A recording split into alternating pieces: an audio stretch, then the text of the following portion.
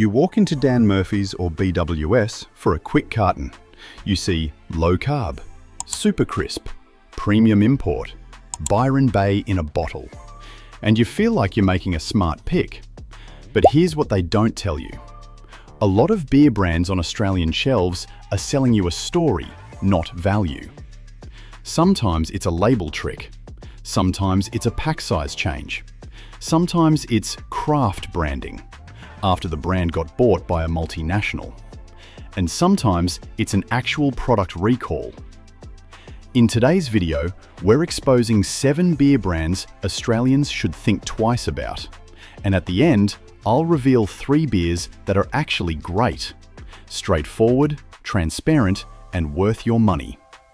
Plus, I'll show you the exact shelf and label checks to do in 10 seconds, so you can spot these tricks yourself. Now, let's kick things off with number 7. 7. Fortitude Brewing Company Pacer Beer, the recalled craft 6-pack, commonly found throughout bottle shops and online retailers. On the surface, this one looks like a simple local craft buy. Small brewery vibe. Interesting name. The problem is not taste. The problem is a public recall. Food Standards Australia New Zealand listed a recall for Fortitude Brewing Company Pacer Beer in 6-packs. The issue was secondary fermentation. In plain English, the product could continue fermenting in the pack. That can mean higher carbonation than intended and, in worst cases, damaged packaging or a safety risk if something bursts. Now here's the thing. One recall doesn't make every product from a brewery bad, but it is a real, checkable red flag you should take seriously, especially if you've got an older 6-pack sitting warm in a garage fridge. Who should be cautious? If you've got this exact product and batch at home, check the recall notice and do not gamble with it. The better approach? For small breweries, buy fresh, store cold, and if there's a recall, follow it. Exactly. Because "she'll be right" is not a quality control system. But that's not the worst of it.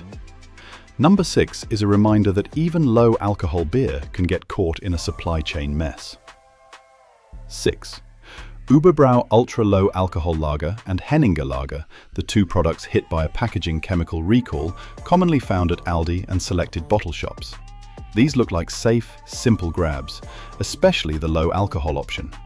But Food Standards Australia New Zealand listed a recall covering Überbrau Ultra Low Alcohol Lager in 330 milliliter cans and Henninger Lager in 660 milliliter bottles.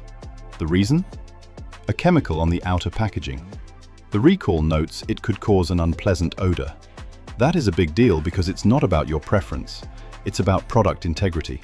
If the outside packaging is contaminated, you don't want to guess what touched what in storage or handling.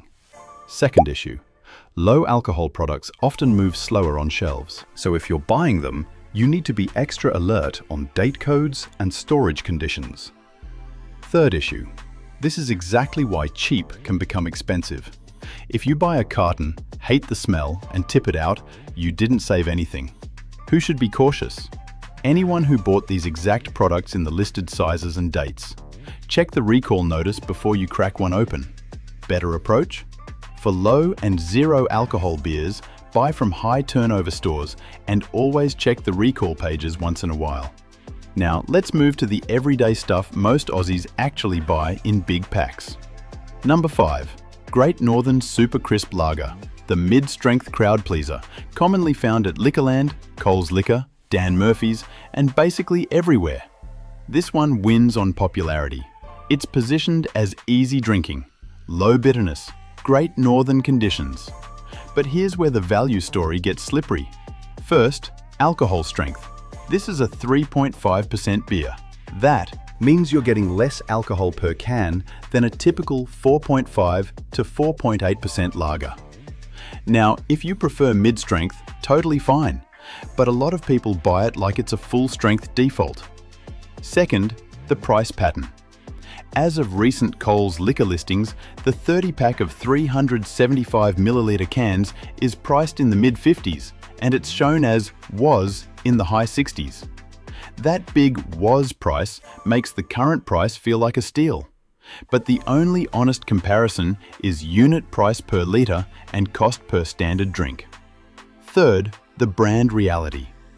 Great Northern is part of the Carlton and United Breweries portfolio, which sits under Asahi in Australia, so it's not some small independent operation. It's a massive scale product with massive scale marketing. Who should be cautious? If you're buying it thinking it's full strength, or buying it because the discount looks huge, slow down and compare unit price per litre. Better approach? Decide first. Do you want mid-strength? Or do you want best value per standard drink? Then pick based on that, not the vibes. Because number 4 takes vibes and turns it into a full marketing strategy. 4. Carlton Dry, the lower carb mainstream favourite, commonly found at Coles Liquor, Liquorland, BWS and pubs nationwide. Carlton Dry sells a specific identity: clean, modern, and crucially, lower carbohydrates than full-strength beer. That sounds like a meaningful advantage, but here's what you need to know. First, lower is not low, and it is definitely not free. An ABC breakdown on low-carb beer points out that the difference in carbohydrates can be smaller than people assume, and it highlights examples like Carlton Dry compared to other beers. Second, pricing. A common carton listing for Carlton Dry cans in a 24-pack sits around the low 60s, with unit pricing shown per litre. So you're often paying a premium for this Clean positioning, not because it costs more to make. Third, ownership. Carlton and United Breweries was sold to Asahi, with the sale completed in 2020. So again, you're not paying for a niche product story. You're paying for a large brand story. Who should be cautious? If you're buying it for the lower carb angle, check what that really means for you and don't assume it's a big nutritional difference. Better approach? If you care about carbs, compare the actual numbers, not the front message. And if you don't care about carbs, buy on unit price and strength. Alright, quick pattern interrupt. If you're still watching and finding this helpful, drop the number 47 in the comments. It helps me know you're getting value from these investigations. And if you haven't already, subscribe and hit the bell so you don't miss the next one. Because the next 3 are where the premium pricing gets wild. Alright, let's keep going with number 3. 3. Corona Extra, the premium import everyone recognizes, commonly found at Dan Murphy's, First Choice, Liquorland and pubs. Corona is a masterclass in selling a lifestyle. Beach, lime, summer, and the price often matches the fantasy. Here are the hard checks. First, bottle size and unit price. Corona is commonly sold in 355 milliliter bottles, not 375. That smaller volume matters when you're comparing cartons. And current Australian supermarket liquor listings show Corona cartons priced around $70, with a noticeably higher unit price per litre than many local cartons. Second, country of origin can surprise people.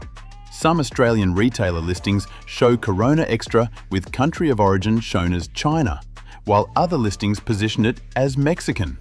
That inconsistency is exactly why you should read the details, not the front label. Third, ingredients. Unlike a lot of beer marketing that keeps ingredients Vague. Some listings spell them out and include additives like Stabilizer 405 and Antioxidant 300. If you're someone who prefers the simplest possible ingredient list, this matters. Who should be cautious?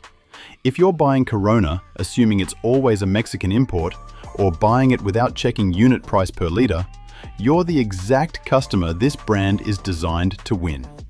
Better approach? If you love the style, buy it on special and compare unit price per litre against a local lager you'd still enjoy. Because number 2 is another health halo beer, and it comes with a very specific shrink move. 2. Pure Blonde Ultra Low Carb Lager, the original low carb beer image, commonly found at Coles Liquor, Liquorland and bottle shops. Pure Blonde sells a simple promise: ultra low carb, light, easy. But 3 checkable details should make you pause. First, Shrinkflation, confirmed by the brand itself. Pure Blonde's official FAQ says they reduced the bottle size from 355 millilitres to 330 millilitres.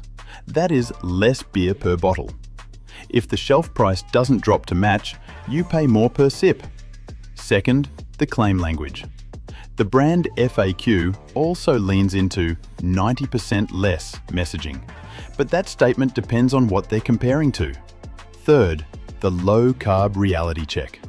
That ABC breakdown on low-carb beer points out that carbs in beer are often lower than people think across the board, and it uses examples like Pure Blonde to show how marketing can make small differences feel massive. Now add pricing. Recent supermarket liquor listings show Pure Blonde cartons around the low 60s, with unit pricing per litre that can be higher than classic Australian pale ales. So the diet vibe can cost you real money. Who should be cautious? If you're buying it mainly because you think it's dramatically different from other beers, check the actual carb numbers and compare. Better approach? Decide if you actually prefer the taste. If you do, fine. But don't pay a permanent premium for a claim you haven't verified. Now, number 1. This one is not about carbs. It's not about imports. It's about a premium, local craft identity after a very big ownership change. 1. Stone and Wood Pacific Ale, the Byron Bay in a bottle premium craft icon, commonly found at Dan Murphy's, BWS, and independent bottle shops. Stone and Wood is a brand people buy for a reason. It feels local, it feels authentic, and it's priced like it. Now here's the case. First, the price premium is not subtle. On Stone and Wood's own online shop, a carton of 24 330 milliliter bottles is listed around $80. That's a unit price per litre that jumps way above mainstream cartons. Second, the craft expectation versus ownership reality. In 2021, Lion announced it would acquire Fermentum Group, which includes Stone and Wood, and the ACCC's public register covers the acquisition decision. Lion is not a tiny player. Lion sits under Kirin, so if you're buying Stone and Wood to support the little guy, this is the moment where the story changes. Third, what the label actually says. Stone and Wood does list a clean, simple ingredient set for Pacific Ale: malt, water, hops, yeast. And it's 4.4% alcohol. That's good transparency. But it also shows you the product itself isn't magically more complex than other beers that cost less. You're paying for branding, positioning, and premium distribution. Who should be cautious? If your goal is supporting independent brewers, you need to check ownership, not just the vibe. If your goal is best value, you need to compare unit price per litre and cost per standard drink. Better approach? If you love it, treat it like a premium beer. Buy it as a once-in-a-while pick. But don't let it become your default carton just because the story feels good. Now that we've exposed the ones to avoid, it's time to shift gears. Because not everything on Australian shelves is trying to trick you. Here are 3 beers that are actually great. Cooper's Original Pale Ale. First, ownership transparency. Cooper's is still family-owned, and even major retailers describe it that way. Second, straightforward value. A common carton listing for Cooper's Original Pale Ale in 24 375 milliliter bottles sits around the low 60s, with a unit price per litre that undercuts a lot of premium cartons. Third, it's consistently positioned as a classic Australian pale ale without a fake health halo.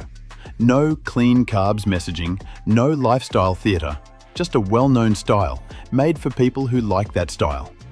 Practical note: if you're choosing between low-carb lager pricing and Cooper's pricing, check unit price per litre. You'll often see the difference immediately. Mountain Culture Status Quo Pale Ale. If you're into indie beer and you want to pick with serious credibility, this one matters. The Independent Brewers Association Hottest 100 Indie list has put mountain culture status quo at the very top. That's not a corporate ad. That's a crowd-based indie ranking.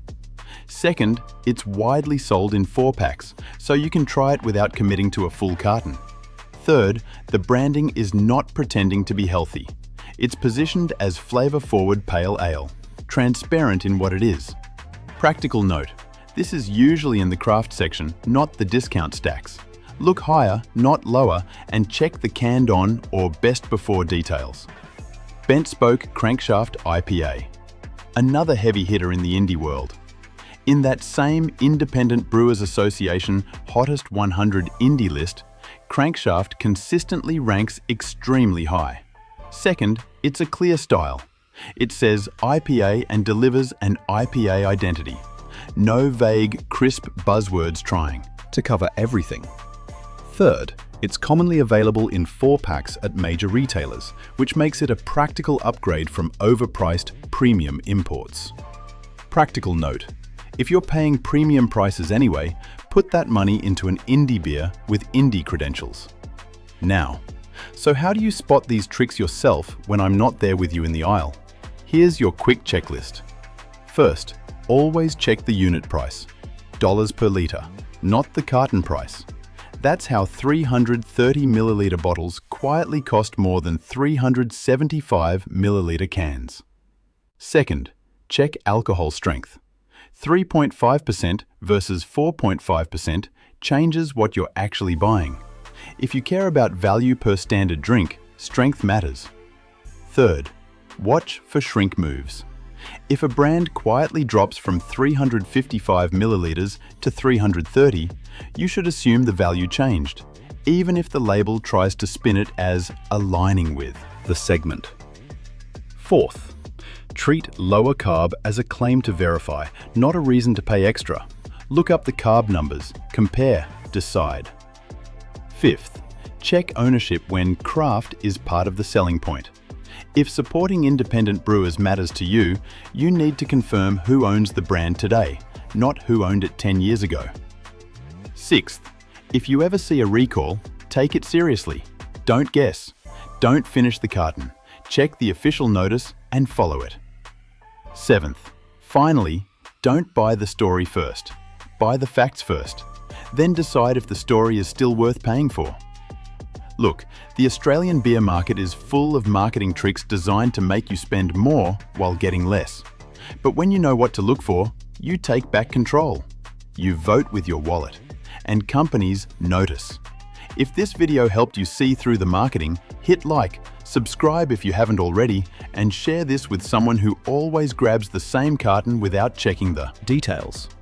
Because the more Australians who know these tricks, the harder it gets for brands to get away with them. Thanks for watching. See you in the next episode, where we uncover more hidden truths behind everyday Aussie products.